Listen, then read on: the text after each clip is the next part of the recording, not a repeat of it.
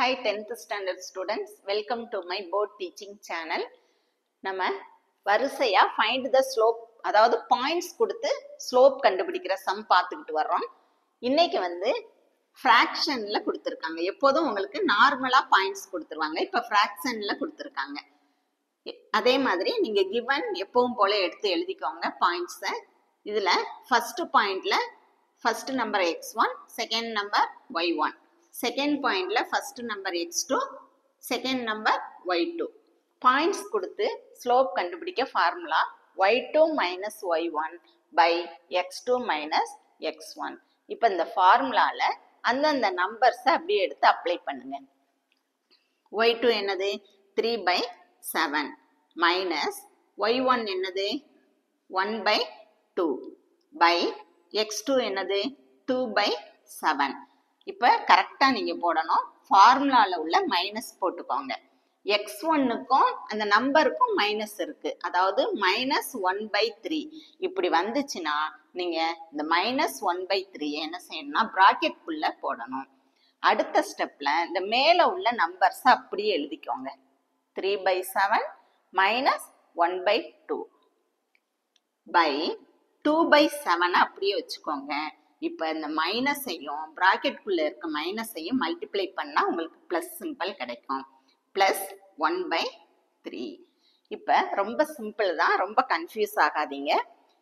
இதை என்ன செய்யறோம், அப்படியே கிராஸ் மல்டிப்ளை பண்ணி போட போறோம். 3 2s are 6, 1 7 7 பை இந்த கீழே உள்ளதை அப்படியே மல்டிப்ளை பண்ணுங்க. 7 2s are 14 பை அதே மாதிரி தான் 3 2s are 6 பிளஸ் 1 7 7. இதை ரெண்டையும் அப்படியே மல்டிப்ளை பண்ணுங்க. 7 3s are 21. அடுத்த ஸ்டெப்ல இப்ப பாத்தீங்கன்னா ஒன்னு பிளஸ்லயும் ஒன்னு மைனஸ்லயும் இருக்கு. அப்ப என்ன பண்ணணும், மைனஸ் பண்ணி பெரிய நம்பரோட சிம்பிள் போடணும். இப்ப 6 மைனஸ் 7னா பெரிய நம்பர் என்னது -7.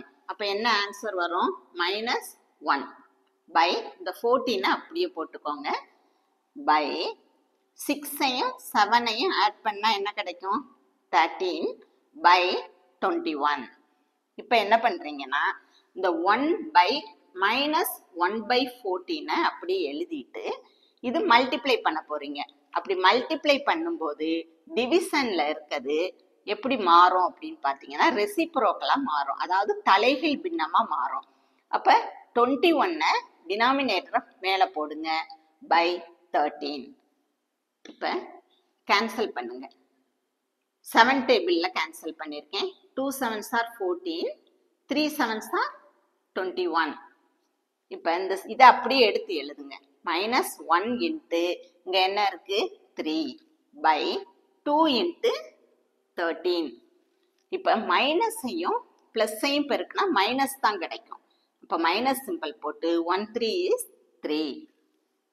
2ஐயும் 13ஐயும் மல்டிப்ளை பண்ணா 26 கிடைக்கும். அடுத்து நீங்க ஆன்சர் எடுத்து எழுதும் போது the slope is -3/26. Thanks for watching.